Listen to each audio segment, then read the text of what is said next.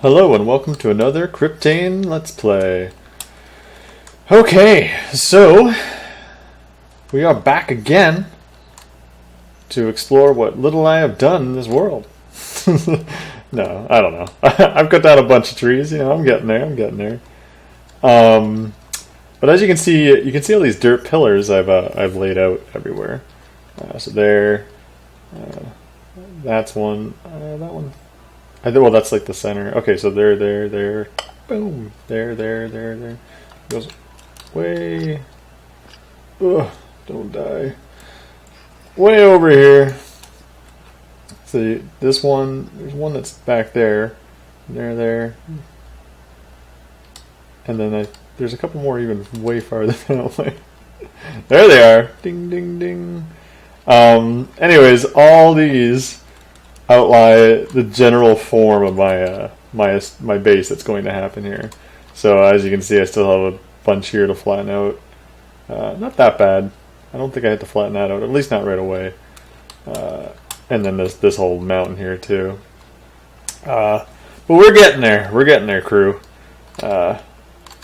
So they don't like carrots, right? All right. Anyways. But let's get into the news, shall we? So the big news, which I happened to just miss last week, is the release of the Tesla Model 3. Now, as you may know, this is supposed to be Tesla's car that's like for the masses, $35,000. But if you live in America, you get $7,000 back before having an electric car. So it ends up being $28,000. You might even get more state incentives too, bringing that price down a little more even, making it a pretty crazy thing that's happening. And it's got a lot of the features that the Model S have with the automated driving and all the sensors and the 5-star crash rating. And one of the cool things about the car is it's got a windshield that goes right from the very front all the way to the very back. It goes over the entire car. It has a couple roll bars in there for safety. But yeah, it's cool. You'd be sitting there as a passenger, look up, boom. You see in the sky. That's pretty cool. So I'm looking forward to that. Not that I'm getting one necessarily. But the fact that that's coming out and we're getting into the point where electric cars are starting to come more to the forefront. I know there's people who say, well, electric cars aren't really that much better than gasoline cars, and why would they say that? Well, because they work off the power grid, and the power grid is powered by coal and gas and I guess nuclear power. No, it's pretty safe. I would say nuclear power is fine. But whatever, right? So it's not as necessarily as clean. But to that, I would say, at the very least, as renewable energy power sources keep coming into the fold and become more prominent in our countries, so does your car essentially become cleaner by using that same power. So you can't say that about a gasoline car, unless they make the gasoline slightly more efficient, but that doesn't really happen at this point. So once you buy a car, it's as efficient as it gets, and it probably gets worse over time, whereas an electric car essentially could get cleaner. So that's cool. Anyway, so that's a big announcement. I got a link there. You can check that out with details all about the car and all the key features of it. So another thing is that I was reading an article about wireless car charging, which is really cool. So if you know induction charging, if you ever had a cell phone with it or with a case or whatever, and you had it, and you can just lay your phone down, and then you're charging your phone, which is good and bad in some ways. I mean, you can't really pick up the phone and use it while it's charging, obviously, otherwise it'll stop. So having it plugged in certainly pays off. I have my phone plugged in all the time. And if it was using induction, I'd have to leave it there. It's or use it lying down, which isn't all that great. Plus, it gets really hot in that case. So, anyways, so they have this wireless charging for vehicles that they are starting to implement, and they got about 80% efficiency or maybe even a little better. The sun's going down, maybe even a little better than that. So you can essentially have a car, park it in your garage, and then have it fully charged overnight. And the great thing about that is, you could have your automated driving a little bit in your car. Let's say it would automatically always find the right spot. I mean, you'd have a little give here or there, but yeah, you could always find the right spot. Boom, and it saves you from plugging in your car because nobody wants to plug in their car if they don't have to. But this could also be used for buses or taxi services where you just go to spots or anywhere really. If you had this in your car and you went to the grocery store and there were spots that were charging, you could just pull up, go into the store. Yeah, you might only be in there for half an hour, but you're getting a nice quick charge that gets you to the store and back, which is great. And that could be a service because it wouldn't really cost them anything to charge your car, essentially, because electricity would be so cheap in that regard, unless you stay there for hours and hours. And then that way it'd give you more incentive and be like, well, I want to go to this store, I want to go to this Independence or whatever, and because they got the wireless charging, so that could be really cool. And you start seeing it implemented everywhere. Or bus stops have it at a bus stop. You might only be there certain bus stops, anyways, where you're there for like the bus is there for 10 minutes, or at the station they're there for 10 minutes or so, and they can get a nice little quick charge off it, and they can pretty much keep them running constantly. So that's really cool. Another thing is Domino's. You might have heard of them if you like pizza. They have come out with an automatic driving robot, and it's called Drew. They're trying to get it working in Australia, I believe, is what it says in the article. And basically, what it is you make your order for a pizza, and it'll drive along automatically to your place, avoiding obstacles or whatever. And then you get your pizza and you punch in a code that you got when you first ordered it. So, I don't know, 3, 4, 5, 6. And you punch it in, then that way nobody else can get into it. Well, not legally anyways, not easily. And you get your pizza. And that's a cool little future. I think it might be a little outdated because, I mean, in reality, I guess the real future would just be the flying drones.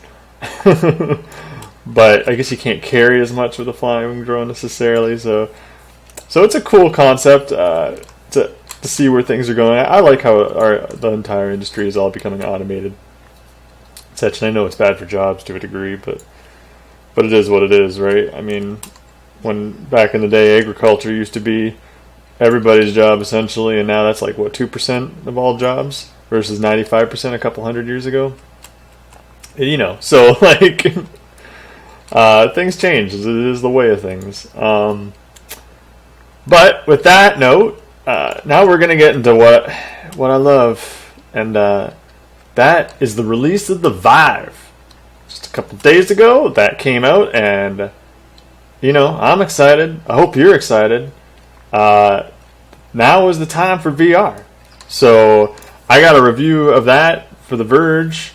A link to that, sorry, that you can check out, and they go over details. It seems like it got the same relative ranking that the Oculus did before it.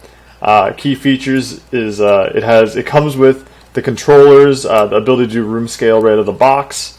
Otherwise, they're mostly similar. So $200 more, and you're getting a more expansive set. But now here's something to take into account. You'd be like, oh, okay, room scale. Maybe you really, really want that, or the touch control or the wireless controllers that are tracked. You really, really want that.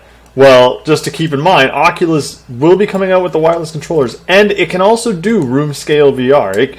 They can get another sensor and do the same thing that Valve was doing with their HTC Vive. They don't do it right now because not a lot of things necessarily support it to that degree.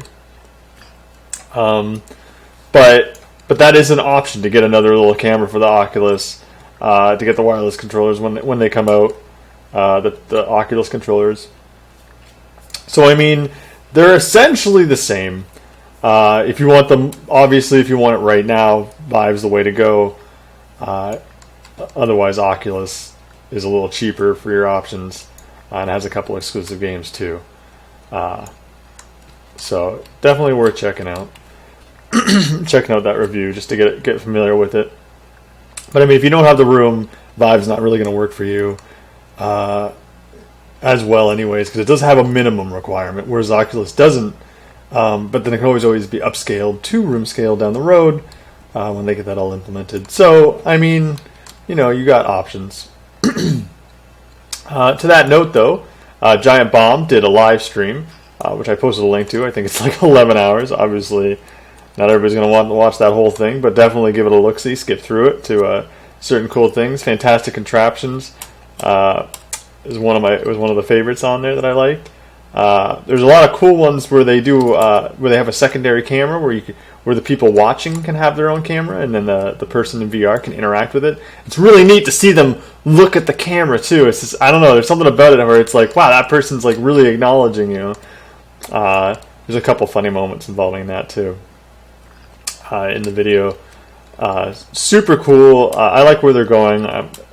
I'm hoping that they're getting things more streamlined, where every game has a full screen output so people could watch a little better and whatnot, instead of having like the half and half where it shows one eye or whatever it does, which isn't all that great.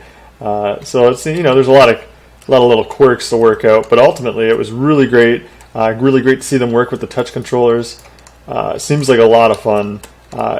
And you might be thinking like, well, oh, okay, well, use these touch controls. Maybe they're a lot like working with the Kinect, which is definitely not, or maybe like the Wii remotes,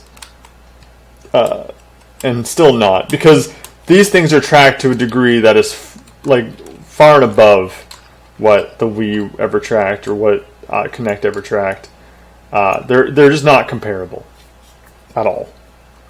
It feels, from what I understand, like an absolute. Like, if you go to shoot your bow, you feel like you're the reason why your aim is off.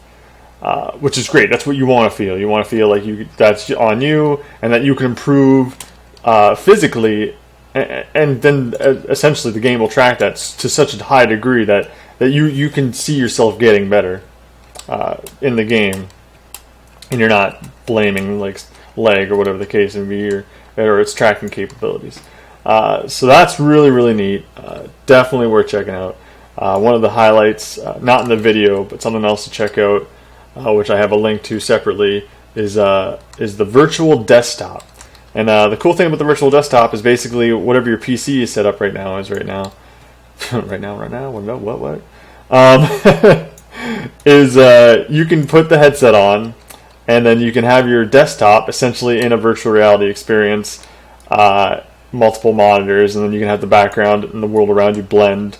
If you like Adventure Time or whatever, there's mods where people are making rooms and areas that you can kind of set up your space in. And right now it only works with if you have two monitors hooked up, then it'll show two monitors, and you can't have more or less.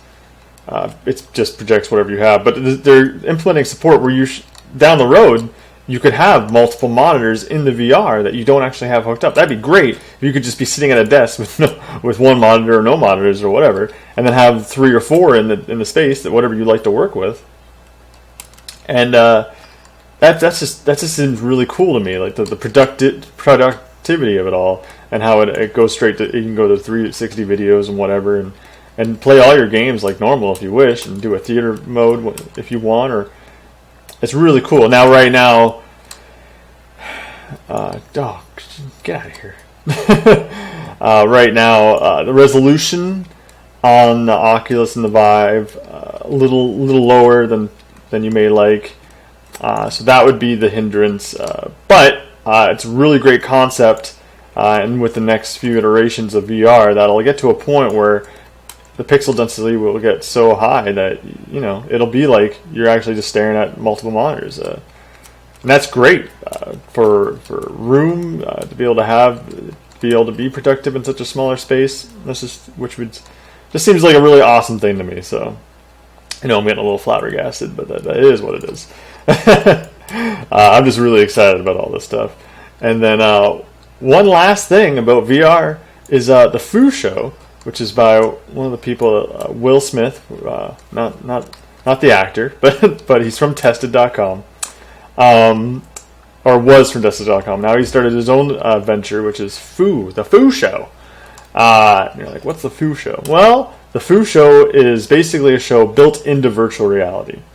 So the really cool thing about the Foo Show, and I have a link to one of the videos where someone was experiencing it, where he gets, like, let's say a game developer, in this case Firewatch, and they take some assets from the game, and then they go into the game, into the Firewatch tower, and they can chat and have their interview inside the Firewatch tower. It looks a little weird. They're fixing things up.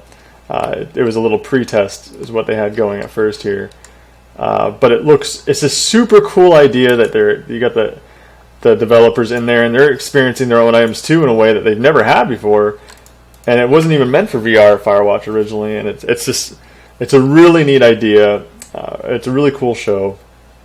Gives you the basis of, like, just a really interesting future. Now, if you have the Vive or Oculus, you can actually watch the show for free, and you can actually go in there and you can move around too and interact with the objects while they're doing the interview and stuff. It's super, super cool. Definitely a future that I'm excited for. Kind of like a Second Life thing going on, where they're doing a show inside virtual reality. So I think it's really awesome. Definitely worth checking out.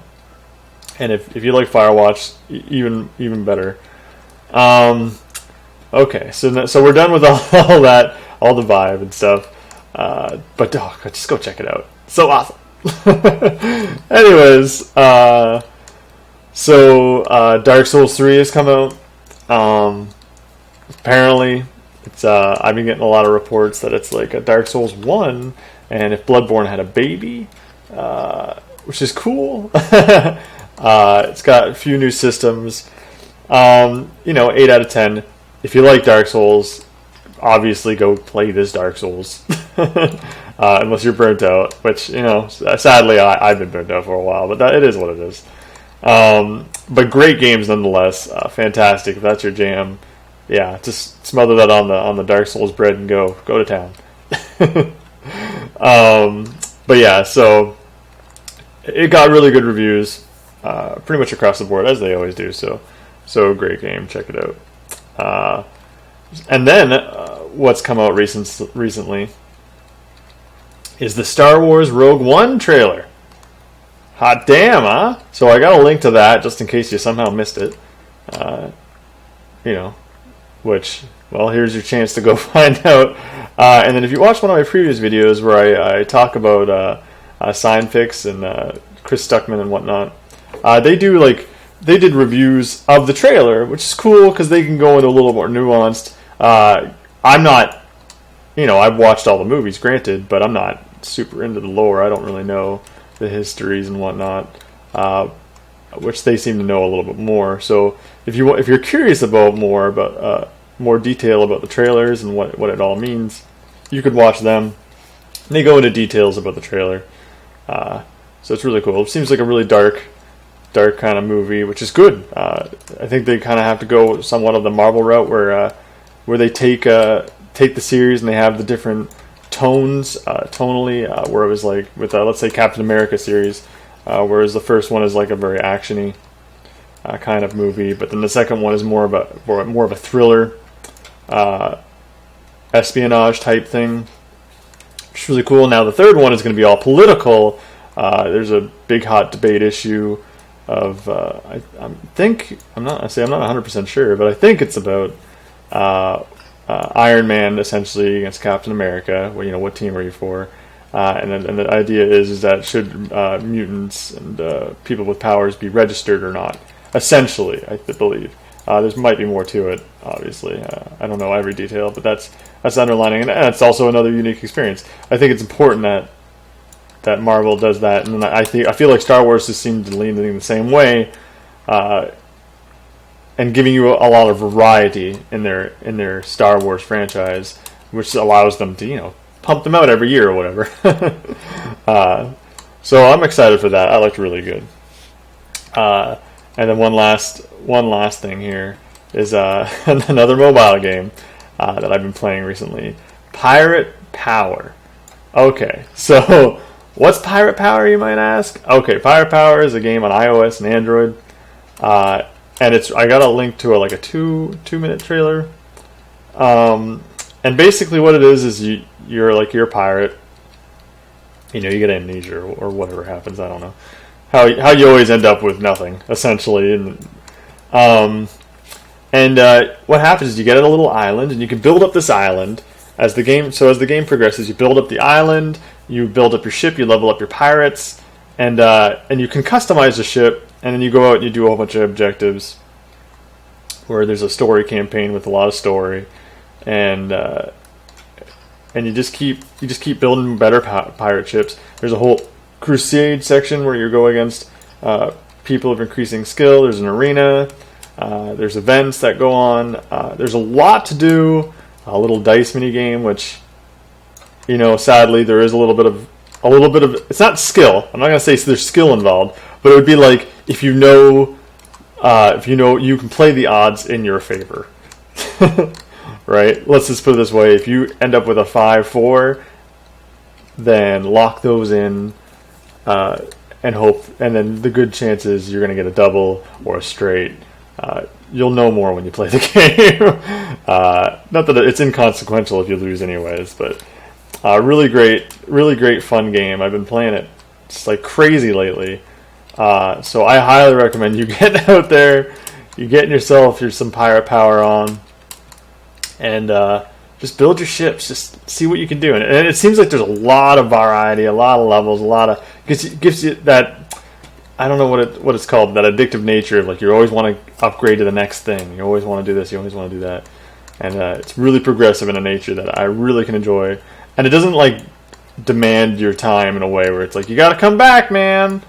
It's like nah, you just come back when you want to come back. I mean, there is a daily thing, I guess, but ultimately you just kind of just freewheeling it. There's no like, oh, people are attacking your base or whatever. You don't have to worry about that. So it's a very casual but really fun game, really well done. Highly recommend you checking that out. And one last thing here is there's a 3D Legend of Zelda. It's been taken down now, unfortunately, guys and girls. But 3D Legend of Zelda, which was in the browser. The link I sent you to, you can kind of see a bit of what it looked like. Really cool how they took like the very first Zelda and they made it 3D and playable. I played a little bit of it, but it was taken down by the time this video goes up, unfortunately. So sorry about that. But you can at least watch that. I'm sure there's videos of people checking it out too, if you're curious. But it seems like they're going to be putting up the technology for that. Oh, I've almost got this all cleared out. Ooh. It seems like they're gonna upload. Oh, I did pretty much get it all cleared out. Okay. Wow. Thanks, guys. You really made this go a lot quicker. But yeah, they're putting up the tools for that so that people can kind of make games using that kind of engine. Obviously, there was a lot of copyright problems, and Nintendo asked them to take it down, so they did, and they respect that. And naturally, why wouldn't Nintendo do that? Because they can do whatever they want with their franchise, naturally.